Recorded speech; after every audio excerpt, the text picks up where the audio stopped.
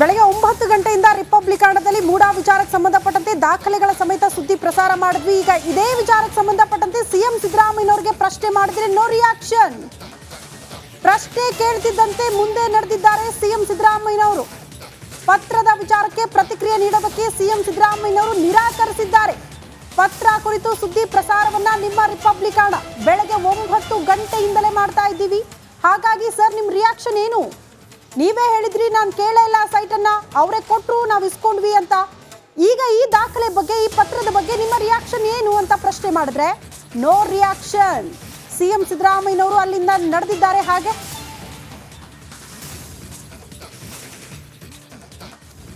ನನ್ನ ಹತ್ರ ಇಲ್ಲಿ ಅಂತ ಹಿಂಗೆ ಮಾಡಿದ್ರ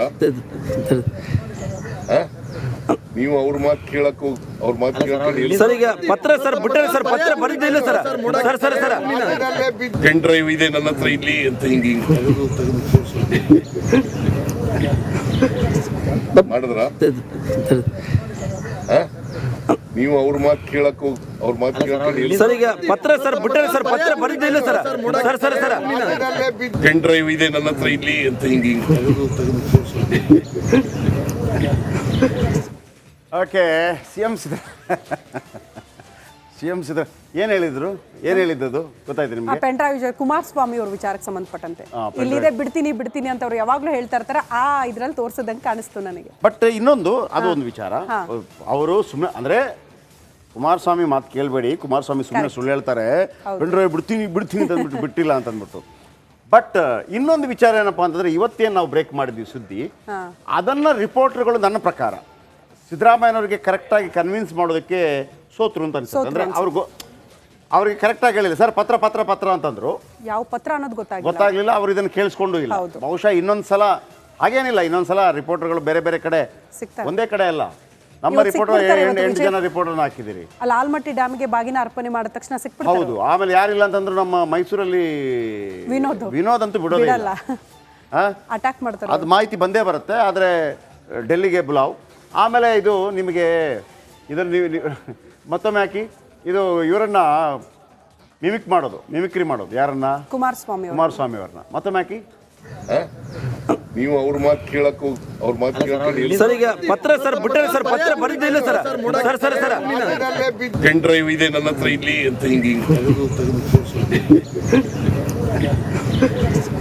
ಮಾಡಿದ್ರ ನೀವು ಅವ್ರ ಮಾತು ಕೇಳಕ್ ಅವ್ರ ಮಾತು ಕೇಳಕ್ ಸರ್ ಈಗ ಪತ್ರ ಸರ್ ಬಿಟ್ಟರೆ ಸರ್ ಪತ್ರ ಬರೆದಿಲ್ಲ ಸರ್ ಸರ್ ಸರ್ ಅವ್ರಿಗೆ. ಆಮೇಲೆ ಸಿದ್ದರಾಮಯ್ಯನವರ ಈ ಹ್ಯೂಮರ್ ಭಾಳ ಅದ್ಭುತವಾಗಿರುತ್ತೆ. ಅವತ್ತೊಮ್ಮೆ ಕುಮಾರಸ್ವಾಮಿ ಯಾವುದೊಂದು ಮಾತನ್ನು ಹೇಳ್ತಾ ಇದ್ರು, ನಾನು ಅದಾಗಿಲ್ಲ ಅಂತ ನಾನು ತಲೆ ಬಳಸ್ಕೊಂಡ್ಬಿಡ್ತೀನಿ. ಇವ್ರ ಹತ್ರ ಕೇಳ್ಬಿಟ್ರಿ ಯಾರು, ಸರ್ ಕುಮಾರಸ್ವಾಮಿ ಅವ್ರು ತಲೆ ಬಳಸ್ಕೊಳ್ತೀನಿ ಅಂತಂದ್ರು ಅಂತ. ಕೂದಲಿದೆಯಾ ಅವ್ರಿಗೆ ಅಂದ್ರು. ಆ ಥರ ಸಿದ್ದರಾಮಯ್ಯ ಆನ್ ಸ್ಪಾಟ್. ಅವರು ಸದನದಲ್ಲೂ ಕೂಡ ಭಾಳ ಅದ್ಭುತವಾಗಿರುತ್ತೆ ಅವರ ಕೆಲವು ಹೇಳಿಕೆಗಳು. ಆದರೆ ಇವತ್ತು ಬಿಡುಗಡೆ ಮಾಡೋದು ಅಲ್ವಾ ನಾವು ಡಾಕ್ಯುಮೆಂಟು, ಅದು ಬಹುಶಃ ಸಿದ್ದರಾಮಯ್ಯನವರಿಗೆ ಇಷ್ಟ ಆಗಿರಲಿಕ್ಕಿಲ್ಲ. ಯಾಕೆಂದರೆ ಅದು ಸ್ವಲ್ಪ ಇರುಸು ಮುರುಸು ಉಂಟು ಮಾಡುವಂಥದ್ದು. ಆ ಡಾಕ್ಯುಮೆಂಟ್ ನಿಜವೇ ಆಗಿದ್ದರೆ, ಯಾಕಂದರೆ ಕೆಲವರು ಹೇಳ್ತಾರೆ ಎಲ್ಲ ಫೇಕ್ ಮಾಡ್ತಾರೆ ಅಂತ ಹೇಳ್ತಾರೆ, ನಿಜವೇ ಆಗಿದ್ದರೆ ಸಿದ್ದರಾಮಯ್ಯನವರು ರಾಜೀನಾಮೆ ಕೊಡಲೇಬೇಕಾಗತ್ತೆ ಅಂತ ಪರಿಸ್ಥಿತಿ ನಿರ್ಮಾಣವಾಗತ್ತೆ. ಓಕೆ. ಸೊ ನೀವಾಗಲೇ ಹೇಳ್ತಾ ಇದ್ರಿ ಮೂಡಾ ವಿಚಾರಕ್ಕೆ ಸಂಬಂಧಪಟ್ಟಂತೆ ಈ ಸೈಟ್ಗಳನ್ನು ನಾನು ಕೇಳಿಲ್ಲ ಅವರಾಗಲೇ ಕೊಟ್ಟರು ಅಂತ. ಬಟ್ 3 ಆಪ್ಷನ್ ಇದೆ ಅಂತ ಹೇಳ್ತಾ ಇದ್ರಿ. ಈಗ ಸೈಟ್ ನಾವು ಜಮೀನು ಕೊಟ್ಟಿದ್ದೀವಿ ಅಂತ ಆದರೆ ಸೈಟೇ ಪಡೆದುಕೊಳ್ಬೇಕಾ ಅಥವಾ ಬೇರೆ ಆಪ್ಷನ್ ಏನಾದರೂ ಇದೆಯಾ ಅಂತ? ಇಲ್ಲ, 3 ಆಪ್ಷನ್. ಈಗ ನಾನು ಹೇಳಿದ್ನಲ್ವಾ, ನಾನು ಜಯಪ್ರಕಾಶ್ ಶೆಟ್ಟಿ, ನನ್ನೊಂದು ಜಾಗ ಇದೆ, 1 ಎಕರೆ ಜಾಗ. ಮೂಡಾ ಕೊಟ್ಟೋ ಏನೋ ಒಂದು ಕೊಟ್ಟಿದ್ದೀನಿ ನಾನು ಮೂಡಕ್ಕೆ, ಬೇರೆ ಬೇರೆ ಕಾರಣ. ಮೂಡಾ ನಿಮಗೆ 3 ಆಪ್ಷನ್ ಕೊಡುತ್ತೆ. ಶೆಟ್ರೆ 1 ಎಕರೆ ಜಾಗ ಕೊಟ್ಟಿದ್ದೀರಿ ನೀವು, ಹೌದು, ನಾವು ನಿಮಗೆ ಬೇರೆ ಕಡೆ 1 ಎಕರೆ ಜಾಗ ಕೊಡ್ಲಾ ಅಂತ ಕೇಳ್ತೀವಿ. ಈಗ ನನಗೇನಿರುತ್ತೆ, ಒಂದು ಆಸ್ಪತ್ರೆ ಕಟ್ಟಬೇಕು ಅಂತ, ಆ ಜಾಗ ಕೊಡ್ರಪ್ಪ ಅಂತ ಹೇಳ್ತೇನೆ. ಹೌದು. 3 ಆಪ್ಷನ್. ಒಂದು ಜಾಗಕ್ಕೆ ಜಾಗ, ತಿಳ್ಕೊಳ್ಳಿ ವೀಕ್ಷಕರೇ, ಜಾಗಕ್ಕೆ ಅಷ್ಟೇ ಪ್ರಮಾಣದ ಜಾಗಕ್ಕೆ ಅವರು ಫಿಕ್ಸ್ ಮಾಡಿದಂಥ ಒಳ್ಳೆ ರೇಟು. ಆಮೇಲೆ 3ನೇದು ಏನಪ್ಪಾ ಅಂತಂದ್ರೆ, ನೀವು ಜಾಗ ಕೊಡಿ, ನಾವು ಸೈಟ್ ಮಾಡಿಬಿಟ್ಟು 50-50 ಕೊಡ್ತೀವಿ ಅಂತ. ಈಗೇನು ಈ ಆಪ್ಷನ್ ಯಾಕೆ ಇಟ್ಟಿದ್ದಾರೆ ಅಂತ ನೀವು ನನ್ನ ಹತ್ರ ಕೇಳಿದ್ದಾರೆ. 50-50 ನನಗೆ ಒಂದು ಆಸ್ಪತ್ರೆ ಅಥವಾ ಶಾಲೆ ಕಟ್ಟಬೇಕು, ಬಟ್ ನನಗೆ ಇಲ್ಲಿ ಜಾಗ ಬೇಡ, ಇಲ್ಲಿ ಕಟ್ಟಬೇಕು ಅಂತಿದ್ದೀನಿ, ಬಟ್ ಅಲ್ಲೂ ಕಟ್ಟಬಹುದು ನನಗೆ, ನಾನು ಅಲ್ಲಿ ಕಟ್ಕೋತೀನಿ. ನಂಬರ್ 1. 2ನೇದು ಏನಪ್ಪಾ ಅಂತಂದ್ರೆ, ನಾನು ಫಾರಿನ್ಗೆ ಹೋಗ್ತಾ ಇದ್ದೀನಿ, ನನಗೆ ಈ ಜಾಗ ಇಟ್ಟು ಏನು ಮಾಡಬೇಕಾಗಿಲ್ಲ, ದುಡ್ಡು ಕೊಡಿ ನಾನು ಹೋಗ್ಬಿಡ್ತೀನಿ. ನನಗೇನಾಗಿದೆ, ಜಾಗದಲ್ಲಿ ಸ್ಕೂಲ್ ಕಟ್ಟಲಿಕ್ಕಿಲ್ಲ, ಮತ್ತೊಂದು ಕಟ್ಟಲಿಕ್ಕಿಲ್ಲ, ಬಟ್ ಒಳ್ಳೆ ಸೈಟ್ ಮಾಡಿ ಮಾರಾಟ ಮಾಡಬೇಕು. 50 ಸೈಟಲ್ಲಿ 50% ಸೈಟ್ ನಮ್ಗೆ ಕೊಡ್ತಾರೆ, ನಾನು ಮಾರಾಟ ಮಾಡಿ ದುಡ್ಡು ಮಾಡ್ಕೋತೀನಿ. ಇಲ್ಲಿ ನೀವು ಕೇಳೋಂಗಿಲ್ಲ, ಇಲ್ಲೇ ಕೊಡಿ ಅಂತ ಕೇಳೋಂಗಿಲ್ಲ. ಇವರು ಈಗ ಕೇಳಿದ್ದಾರೆ ಇಲ್ಲೇ ಕೊಡಿ ಅಂತೇಳಿ, ಅದು ಈಗ ದೊಡ್ಡ ಮಟ್ಟದಲ್ಲಿ ಚರ್ಚೆಗೆ ಕಾರಣವಾಗ್ತಾ ಇದೆ. ಛಲವಾದಿ ನಾರಾಯಣಸ್ವಾಮಿ ಮಾತಾಡ್ತಾ ಇದ್ದಾರೆ, ಕೇಳಿಸ್ಕೊಳ್ಳಿ. ಡಿನೋಟಿಫಿಕೇಶನ್ ಮಾಡಿದ್ದಾರೆ, ತಪ್ಪಲ್ವಾ?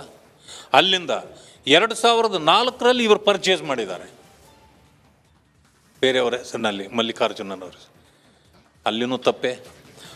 18ರಲ್ಲಿ ಅದನ್ನೇನು ಮಾಡಿದ್ದಾರೆ, ಕನ್ವರ್ಷನ್ ಮಾಡಿದ್ದಾರೆ. ಜಮೀನೇ ಇಲ್ಲ ಅಲ್ಲಿ, ಕನ್ವರ್ಷನ್ ಹೆಂಗೆ ಕೊಡ್ತಾರೆ? ಒಂದು ರಿಪೋರ್ಟ್ ಇಲ್ಲ. DC ಅವರು ಅದು ಹೆಂಗೆ ಕೊಡ್ತಾರೆ ಅದನ್ನು?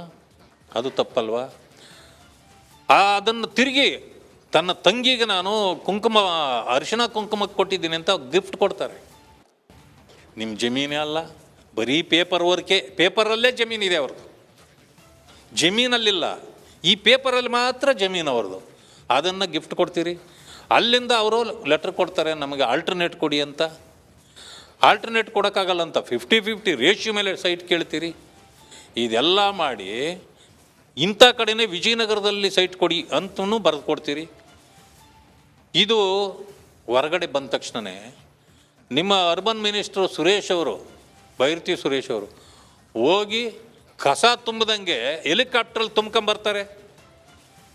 ಬಂದ ಮೇಲೆ ಈಗೆಲ್ಲನೂ ವೈಟ್ನರೆಲ್ಲ ಹಾಕಿ ಅಳಿಸಿ ಈಗ ಮಾಡ್ತಿದ್ದೀರಿ. ಎಲ್ಲಕ್ಕೂ ಒಂದರ ಮೇಲೆ ಒಂದು ತಪ್ಪು ಮಾಡಿ ಈಗ ಸಿಕ್ಕಾಕೊಂಡು ಕುಳ್ತಿದ್ದೀರಿ. ಇದರಿಂದ ನಿಮಗೆ ಬಿಡುಗಡೆ ಇಲ್ಲ. ನೀವು 14 ಸೈಟು ವಾಪಸ್ ಕೊಟ್ಟರೂ ಕೂಡ ಇದರ ಇನ್ವೆಸ್ಟಿಗೇಷನ್ ಆಗಲೇಬೇಕು. CBI ಬಂದು ಇದನ್ನು ಇನ್ವೆಸ್ಟಿಗೇಷನ್ ಮಾಡಬೇಕು, ಇಲ್ಲಾಂದ್ರೆ ಆಗಲ್ಲ. ಯಾಕಂದರೆ ಇದು ದೊಡ್ಡ ಹಗರಣ. It is not A matter of 14 sites, about 3000 to 4000 sites ಈ ರೀತಿಯೇ ಎಲ್ಲರಿಗೂ ಹಂಚಿಕೆ ಆಗಿದೆ. ಅದು ಅವ್ರಿಗೆ ಬೇಕಾದವ್ರಿಗೆಲ್ಲ. 14 ಸೈಟ್ ಆಗಿದ್ರೆ ಆ ಕಡೆ ಕೊಟ್ಬಿಟ್ಟು ಹೆಬ್ಲಾಟ್ ವಾಚ್ ಕೊಟ್ರಲ್ಲ, ಈ ತೊಂದರೆ ಯಾಕೆ ಬಿಡಪ್ಪ, ನನಗೆ ಹೋದ್ರೆ ಹೋಗಲಿ ಅಂತ ಹೇಳ್ಬಿಟ್ಟು ಅಸೆಂಬ್ಲಿಯಲ್ಲಿ ಕೊಟ್ಬಿಟ್ಟು ಅಲ್ಲಿ ಇಡಿಸ್ಬಿಟ್ರಲ್ಲ, ಅಲ್ಲಿಗೆ ಕೇಸ್ ಮುಚ್ಚೋಯ್ತು. ಈ 14 ಸೈಟು ಹಂಗೆ ಕೊಟ್ಬಿಟ್ರೆ ಕೇಸ್ ಮುಚ್ಚೋತದ ಅಂತ ತಿಳ್ಕೊಂಡವ್ರೆ. ಈ ಕೇಸ್ ಮುಚ್ಚೋಗೋದಲ್ಲ, ಇದು ಸಂಪೂರ್ಣವಾಗಿ ಓಪನ್ ಅಪ್ ಆಗಿದೆ, ಹೊರಗಡೆ ಬಂದಿದೆ. ಜನರು ಇದನ್ನು ಇವಾಗ ಮನಸ್ಸಿಗೆ ತೊಗೊಂಡ್ಬಿಟ್ಟಿದ್ದಾರೆ. ಸಿದ್ದರಾಮಯ್ಯನವರು 2 ಬಾರಿ ಹೇಳಿಕೆಗಳಿಂದ ಒಂದು ರೀತಿಯಲ್ಲಿ ಮುಜುಗರಕ್ಕೊಳಗಾದರು. ಈ ಹಿಂದೆ ಕೂಡ ನಾನು ತಗೊಂಡೇ ಇಲ್ಲ, ಕೇಳಿದ್ವಾ ಅಂತ ಹೇಳಿದರು. ಅದಕ್ಕೆ ಪ್ರದೀಪ್ ಕೂಡ ಉತ್ತರ ಕೊಟ್ಟಿದ್ದಾರೆ. ಆ ಜುಗಲ್ಬಂದಿ ನೋಡ್ಕೊಂಬನ್ನಿ. ನಾವು ಇಂಥ ಕೊಡೆ ವಿಜಯನಗರದ 3ನೇ ಸ್ಟೇಜು 4ನೇ ಸ್ಟೇಜ್ನಲ್ಲಿ ಕೊಡಿ ಅಂತ ಕೇಳಿಲ್ಲ. ನಮಗೆ ಪರ್ಯಾಯವಾಗಿ ನೀವು 50-50 ಕೊಡ್ತೀವಿ ಅಂತ ಹೇಳಿದ್ದೀರಿ, ಅದಕ್ಕೆ ಒಪ್ಕೊಂಡಿದ್ದೀವಿ. ನಾವು 50-50 ಕೊಡ್ತೀವಿ ಅಂತ ಹೇಳಿದ್ದೀರಿ, ಕೊಡ್ರಿ ನಮಗೆ ಪರ್ಯಾಯ ಕೊಡಿ ಅಂತ. ಆಯ್ತಪ್ಪ, ಲ್ಯಾಂಡ್ ಟು ಲ್ಯಾಂಡ್ ಕೊಟ್ಟಿದ್ದಾರೆ. ನಮಗೆ 3 ಎಕರೆ 16 ಗುಂಟೆ ಕೊಡಬೇಕು. ಆ್ಯಕ್ಚುಲಿ ನಮ್ಮ ಜಮೀನನ್ನು ನೀವು ಸೈಟ್ ಮಾಡಿಬಿಟ್ಟು ಪಾರ್ಕ್ ಮಾಡಿ ಎಲ್ಲ ಹಂಚ್ಬಿಟ್ಟು ಹಾಗಾದ್ರೆ 3 ಎಕರೆ 16 ಗುಂಟೆ ನಾವು ಬಿಟ್ಬಿಡೋದ? ನಾನು ಮುಖ್ಯಮಂತ್ರಿ ಅಂತ ಬಿಟ್ಬಿಡೋದೇನ್ರಿ? ನಾನು ಯಾವುದೇ ಬಡಾವಣೆಯಲ್ಲಿ, ಇಂಥದ್ದೇ ಬಡಾವಣೆಯಲ್ಲಿ ನನಗೆ ನನ್ನ ಕುಟುಂಬಕ್ಕೆ ಸೈಟ್ ಬೇಕು ಅಂತ ನಾವು ಕೇಳಿಲ್ಲ ಅಂತ ಹೇಳಿದರು. ಹೌದು. ಆದರೆ ಇಂಥದ್ದೇ ಬಡಾವಣೆಯಲ್ಲಿ ಸೈಟ್ ಬೇಕು, ಇಂಥದ್ದೇ ಬಡಾವಣೆಯಲ್ಲಿ ನೀವು ಸೈಟ್ಗಳನ್ನ ಕೊಡಬೇಕು ಅಂತೇಳಿ ಪತ್ರವನ್ನು ಬರೆದು ಆ ಪತ್ರವನ್ನು ಮುಚ್ಚಿಟ್ಟು ತಿದ್ದುಪಡಿ ಮಾಡಿರ್ತಕ್ಕಂಥದ್ದು ಇದೆ. ಇಂಥದ್ದೇ ಬಡಾವಣೆಯಲ್ಲಿ ಬೇಕು ಅಂತೇಳಿ ಪತ್ರವನ್ನು ಬರೆದು ಅವರು ಆ ಬಡಾವಣೆಯ ಹೆಸರನ್ನ ಈಗ ವೈಟ್ನರ್ ಹಾಕಿ ನನಗೆ ಕೊಡ್ತಾರೆ RTI. ಪ್ರತಿ ಹಂತದಲ್ಲಿ ಅವರು ತಪ್ಪಿಸಿಕೊಳ್ಳುವ ಪ್ರಯತ್ನವನ್ನು ಮಾಡಿದ್ದಾರೆ, ಫೋರ್ಜ್ ಮಾಡಿದ್ದಾರೆ ಡಾಕ್ಯುಮೆಂಟ್ಸ್ನ. Definitely no doubt is cheating to the landlord and also government. ಮುಂದಿನ